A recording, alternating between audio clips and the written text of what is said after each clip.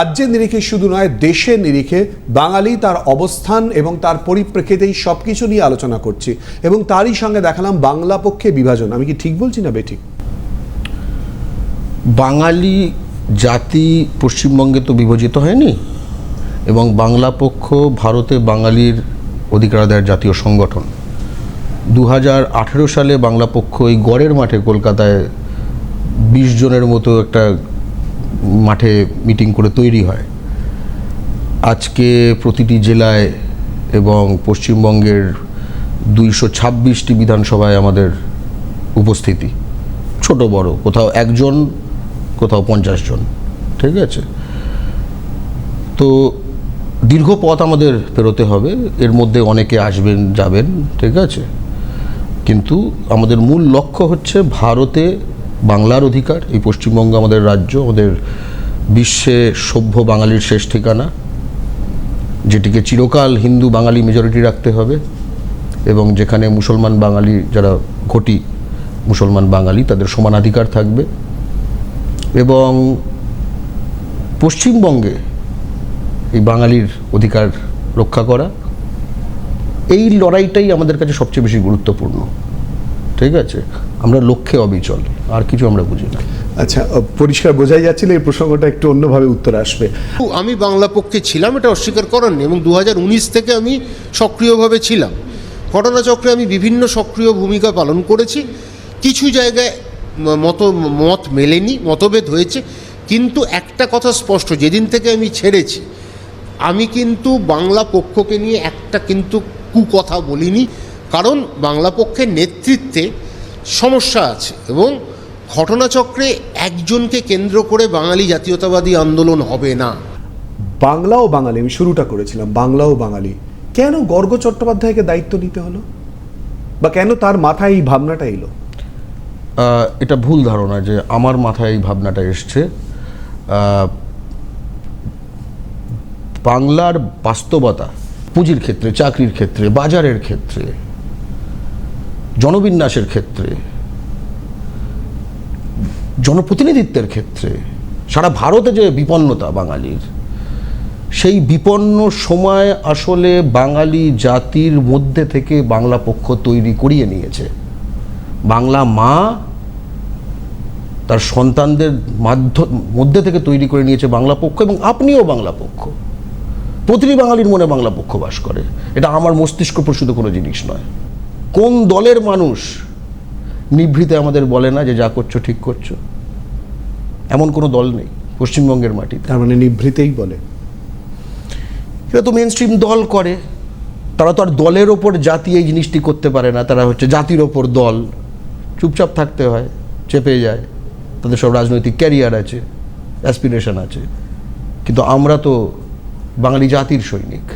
রাজনীতির কথা চলে আসছে, একটু আগে বললো যে যারা রাজনীতি করেন, মেন স্ট্রিম রাজনীতির সঙ্গে যারা জড়িত তারা অনেকেই হয়তো বলতে পারেন না, কিন্তু আমরা শুরু থেকে যে আলোচনার পরিপ্রেক্ষিত আমরা সুর বেঁধে দেওয়ার চেষ্টা করেছি বাংলা ও বাঙালি। ইতিমধ্যে রাজনৈতিক একটা প্রেক্ষাপট তৈরি হয়ে গেছে, বাংলা বললেই বাংলাদেশি কোশ্চেন মার্ক ইতিমধ্যেই চলে আসছে সেই জায়গায়। আমরা দেখেছি যে রাজনৈতিকভাবে মমতা বন্দ্যোপাধ্যায়ও আন্দোলনে নেমে পড়েছেন, রাস্তায় নেমেছেন। মমতা বন্দ্যোপাধ্যায়, অভিষেক বন্দ্যোপাধ্যায়, তৃণমূল কংগ্রেস আন্দোলনে নেমে পড়েছেন। মমতা বন্দ্যোপাধ্যায় ঠিক কি বলেছেন শোনাবো। তারিখ থেকে প্ল্যান করুন, 27শে জুলাই নানুর দিবস, 27শে জুলাই থেকে একেবারে টানা ইলেকশন পর্যন্ত ভাষার ওপর সন্ত্রাস, বাংলা ভাষার ওপর সন্ত্রাস মানছি না, মানব না। ভাষা আন্দোলন শুরু হলো, ভাষা আন্দোলন।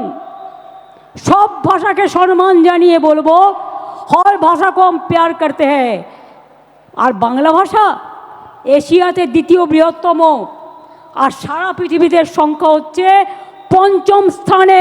কোনো ভাষার এই ব্যাপ্তি নেই, এত বিস্তৃতি নেই।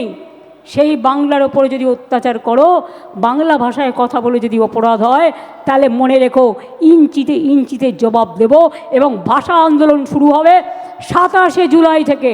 মনে থাকবে, 27শে জুলাই থেকে ভাষা আন্দোলন শুরু হবে। আপনি বললেন যে রাজনৈতিক দল যারা করেন মেইন স্ট্রিম রাজনীতি তারা প্রকাশ্যে বলেন না, বললেন তো মমতা বন্দ্যোপাধ্যায়। 1947 সাল থেকে যদি আমরা এই পশ্চিমবঙ্গে বাঙালি জাতির অধিকারের বিষয়ে 1 ইঞ্চি জমি না ছাড়তাম, ঠিক আছে, তাহলে আজকে ওনাকে মিছিল করতে হতো না, গতকাল সিপিএমকে মিছিল করতে হতো না, এবং তার আগে কংগ্রেসকে মিছিল করতে হতো না, এবং পশ্চিমবাংলার মাটিতে যখন পশ্চিমবঙ্গের হিন্দু মুসলমান নির্বিশেষে বাঙালিদের ফরেনার দাগিয়ে অত্যাচার করা হচ্ছে অন্যান্য রাজ্যে, পশ্চিমবঙ্গের প্রধান বিরোধী দল সেটা আনন্দে দেখতো না, এরকম বিরোধী দল তৈরি হতো না। কথা হচ্ছে আমরা তো বাস্তবিক ক্ষেত্রের প্রতিফলন দেখতে চাই। 2 সেকেন্ড আটকাই একটুখানি প্লিজ। বলুন। বাস্তবিক ক্ষেত্রে প্রতিবেদন আমি দুটো জিনিস তুলে ধরবো।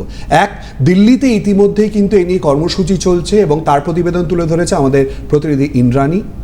আর অপরদিকে সাধারণ মানুষের বক্তব্য, কি বক্তব্য উঠে আসছে তুলে ধরবো।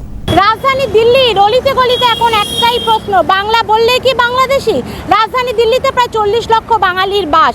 দিল্লির বিভিন্ন অঞ্চলে বসন্তকুঞ্জ, তুগলকাবাদ, কোরলবাগ, কালকাজি এই সমস্ত অঞ্চলে পুলিশ ঘুরে বেড়াচ্ছে এবং সেখানে বাঙালিদের কাছ থেকে দেখতে চাওয়া হচ্ছে তাদের সচিত্র পরিচয়পত্র। বাঙালিরা অভিযোগ করছেন আমরা শুধু বাংলা বলি বলেই বাংলাদেশি বলে দাগিয়ে দেওয়ার চেষ্টা করা হচ্ছে। সচিত্র পরিচয়পত্র থাকা সত্ত্বেও আমাদের হ্যারাস করা হচ্ছে, থানায় তুলে নিয়ে যাওয়া হচ্ছে। সবকিছু মিলিয়ে দিল্লিতে বাংলা বললেই বাংলাদেশি কি, এই সমস্যা নিয়ে জেরবার বাঙালিরা।